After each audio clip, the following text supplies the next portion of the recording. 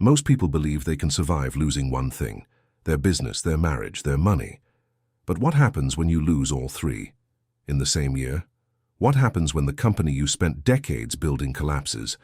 When the person you thought would always stand beside you walks away? When your bank account, your reputation, and the life you worked so hard to create disappear almost overnight? Most people never recover. Some never even try, because losing your business is painful. Losing your marriage is heartbreaking. Losing your fortune is devastating. Losing all three at once can make you question who you are.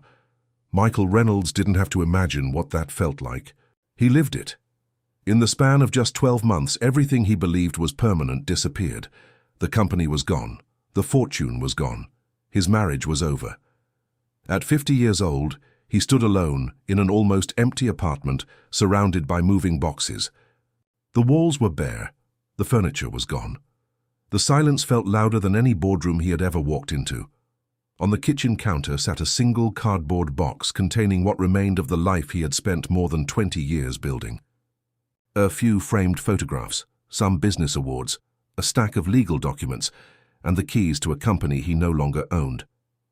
For several minutes he simply stood there, looking around the room, trying to understand how someone who had once been featured on magazine covers, who had employed hundreds of people, who had been worth millions of dollars, could lose almost everything in less than a year. Friends stopped calling.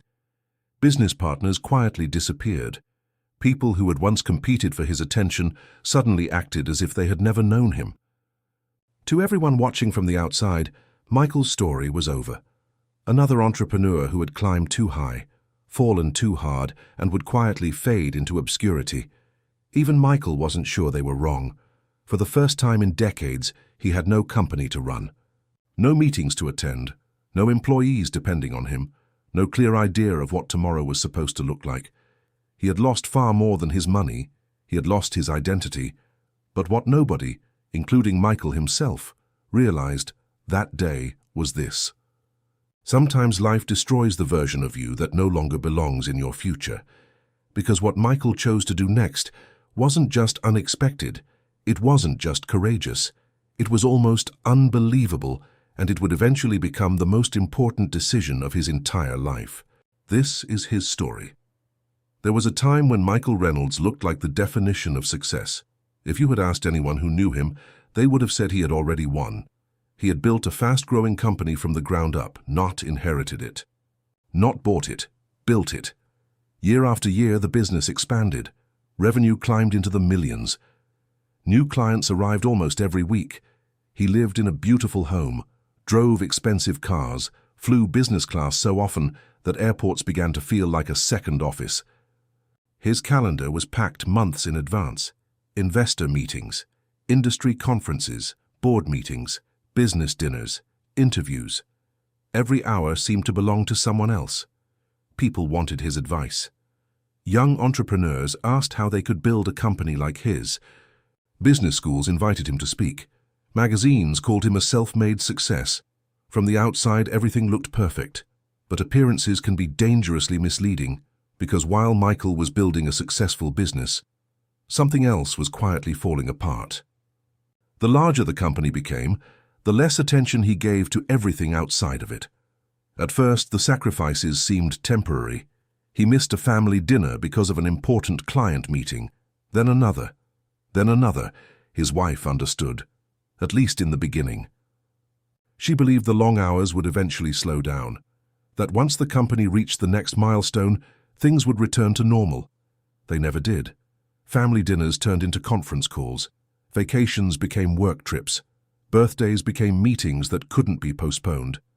Even when he was physically at home, his mind was somewhere else. His children eventually stopped asking whether he would make it to certain events, because they already knew the answer. Michael noticed the disappointment, but each time he promised himself the same thing. Just a little longer, just one more year, just one more deal. He convinced himself he was sacrificing today to build a better tomorrow. What he didn't realize was that tomorrow was quietly disappearing. Meanwhile, the company kept growing at an incredible pace. New offices opened across the country. Hundreds of new employees joined the team. Major investors poured in fresh capital. Every quarter seemed bigger than the last. Everything looked like growth. The headlines celebrated it. The market rewarded it. Investors applauded it. But underneath the impressive numbers, something far more dangerous was happening. Growth had become an addiction. Every success created pressure for an even bigger one. Every expansion required more borrowing. Every new office increased operating costs.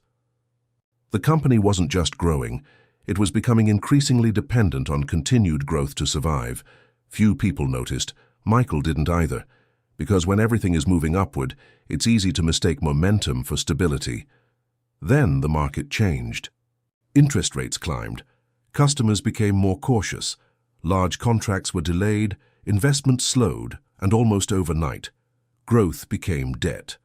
Opportunity became pressure, and the empire Michael had spent decades building began to show the first cracks that nobody, including him, had seen coming. The collapse didn't happen all at once. It happened the way most disasters do, quietly, one problem at a time. A major client decided not to renew a contract. Michael wasn't too worried. Large companies lose clients all the time. Another deal would replace it. It always had before. Then revenue began to slow. Investors started asking more questions. Banks became more cautious.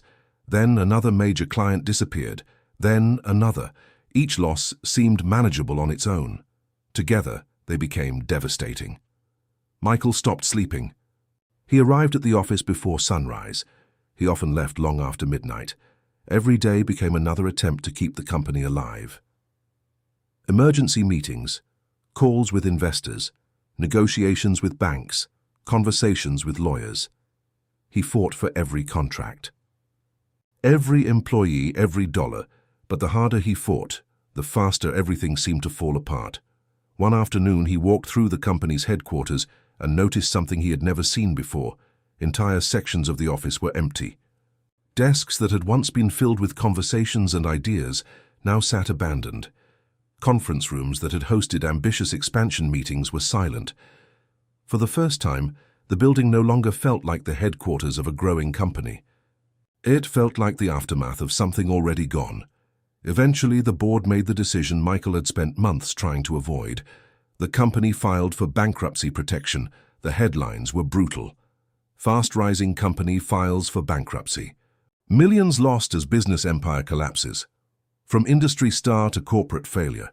The media didn't write about the 20 years it took to build the company, only the few days it took to watch it collapse. Employees lost their jobs. Investors lost millions. Partners walked away. Phone calls stopped coming, and Michael lost something even more painful than the company. He lost the identity he had built around it. But the worst was still ahead.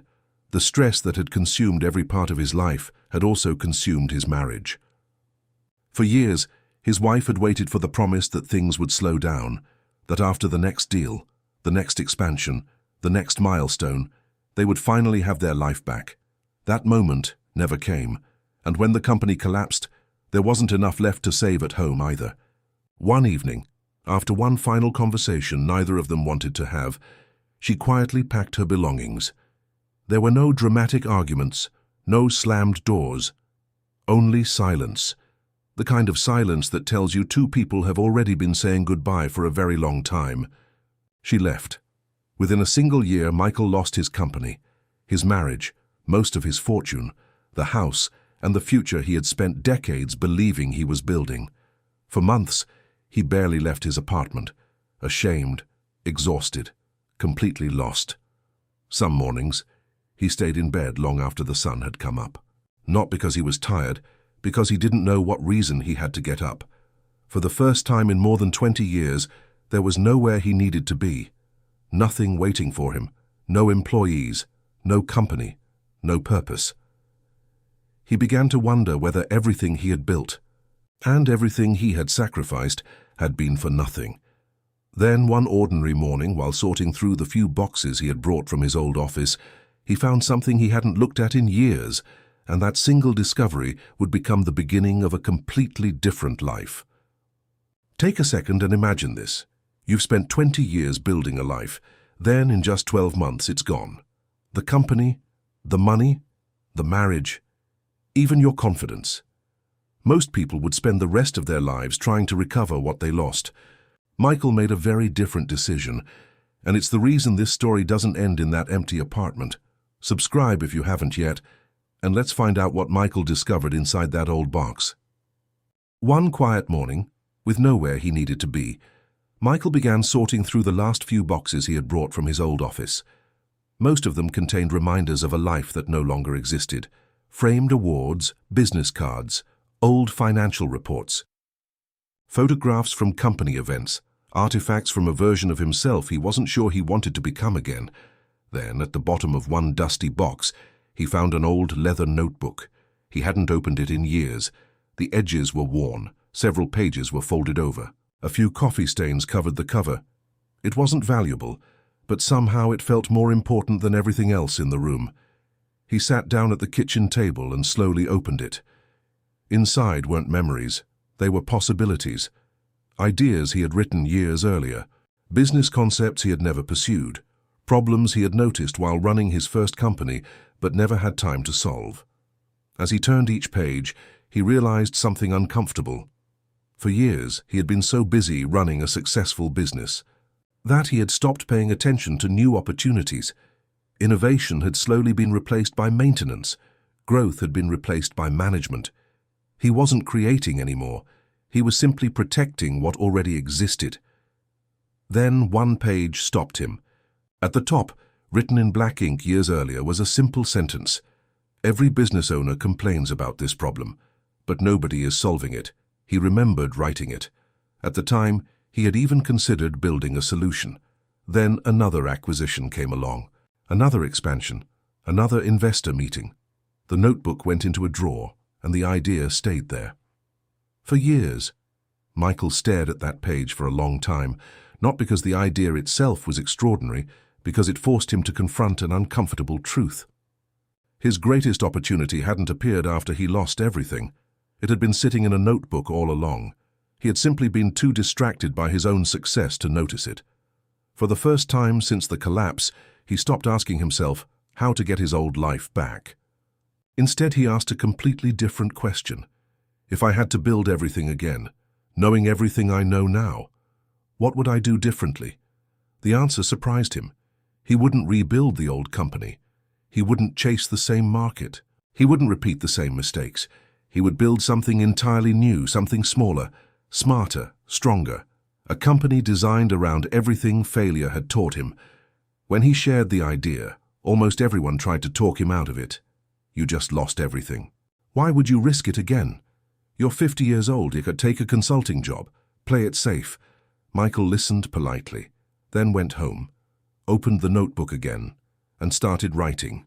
Not a resume, not a retirement plan, a new business. For the E. First time in months, he felt something he thought he had lost forever. Purpose, because after losing everything, he realized something most people never do. When you have nothing left to protect, you're finally free to build without fear. And for the first time in years, Michael wasn't trying to save a company. He was building a future. The second company looked nothing like the first, and that wasn't an accident, it was a decision. Michael wasn't interested in rebuilding his old life. He wanted to build a better one. This time, there were no luxurious offices, no oversized payroll, no reckless expansion fueled by borrowed money. Every decision was intentional. Every hire had a purpose. Every dollar mattered. Failure had become his most expensive teacher, and he was determined not to pay for the same lesson twice. He had learned things no business school could ever teach. That rapid growth can hide dangerous weaknesses. That impressive revenue means very little if cash flow isn't healthy. That investors can disappear just as quickly as they arrive. This time he refused to chase appearances. He chased stability. Instead of trying to build the biggest company in the room, he focused on building the healthiest one. He listened more than he talked. He spent hours meeting directly with customers, something he had stopped doing years earlier. He wanted to understand every frustration, every complaint, every small detail. He hired slowly. When managers urged him to expand faster, he asked a simple question. Are we growing because the business is ready, or because our ego wants us to? That question changed everything. Instead of chasing size, the company chased quality. Instead of launching 10 new products, it perfected one. Instead of entering every possible market, it dominated one before moving to the next. Progress wasn't spectacular, it was steady, month after month, quarter after quarter. Customers noticed. They appreciated the consistency, the reliability, the attention to detail. Satisfied customers began recommending the company to others. One referral became 10, 10 became 100. The business grew quietly, without flashy marketing campaigns, without sensational headlines, without pretending to be the next revolutionary startup. Then something unexpected happened. An investor who had ignored Michael after the bankruptcy requested a meeting. He looked across the table and said, "You've built a much better company this time." Michael smiled back. "I know. It wasn't arrogance, it was experience." Soon the market began paying attention. Industry analysts started mentioning the company. Business publications highlighted its consistent growth. Competitors who had once dismissed Michael as a cautionary tale were now studying his strategy. The business Michael built after losing everything turned out to be stronger than the one that had made him famous. Not because it grew faster, because it grew wiser. Failure hadn't made Michael weaker. It had made him impossible to fool twice. 8 years after losing nearly everything, Michael Reynolds stood on another stage. The applause filled the room. But this time, it meant something completely different. He wasn't standing there to announce another ambitious expansion. He wasn't trying to impress investors. He wasn't trying to prove he belonged. He was simply sharing the results of a company built with a completely different philosophy. 8 years earlier, he had stood in an almost empty apartment surrounded by moving boxes, wondering whether his best years were already behind him. Now he stood before hundreds of employees celebrating another record year. His second company had surpassed the first. Revenue was higher, profits were stronger, customer retention was better. The balance sheet was healthier. But the company wasn't the biggest thing that had changed. Michael was years earlier. He had measured success by the size of his revenue, the number of employees, the recognition, the headlines. Now his definition was completely different. He measured success by how much of his own life he still owned. He rebuilt relationships he had once neglected. He made time for the people who mattered most. He stopped answering emails at midnight. He stopped confusing busyness with importance. He learned that building a successful company means very little if it costs you everything outside the office. During one interview, a journalist asked him the question everyone wanted answered. After losing everything, where did you find the strength to start over? Michael smiled. Not because the answer was simple, because it had taken years to understand it. Then he said something that would later be quoted in countless business magazines. "I stopped trying to get my old life back." He paused for a moment, then added, "I built a better one." The room fell silent, because everyone expected a story about money, or strategy or resilience. Instead, they heard a story about perspective. His first company had given him wealth. His second company gave him freedom. The first taught him how to build a business. The second taught him how to build a life. Years earlier, he had stood alone in an almost empty apartment, convinced his life was over. Looking back, he realized it had only just begun, and without the collapse, he might never have understood the difference. Michael's story isn't really about losing a company. It's about what happens when you stop trying to recover the life you lost and start building the life you actually want. Failure can take your money, your reputation, your business, even the future you thought you were supposed to have. But there's one thing it can never take away: the lessons you've earned, and sometimes those lessons become more valuable than everything you lost. Michael spent years believing his greatest achievement was building a successful company. He was wrong. His greatest achievement was finding the courage to build a new life, after watching the first one fall apart. If you enjoy stories about business, ambition, failure, and extraordinary comebacks, subscribe to Profit and Peril and leave a comment. If you had to start over tomorrow, what would you do differently? I read every single one. Come back tomorrow. The next story might change the way you think.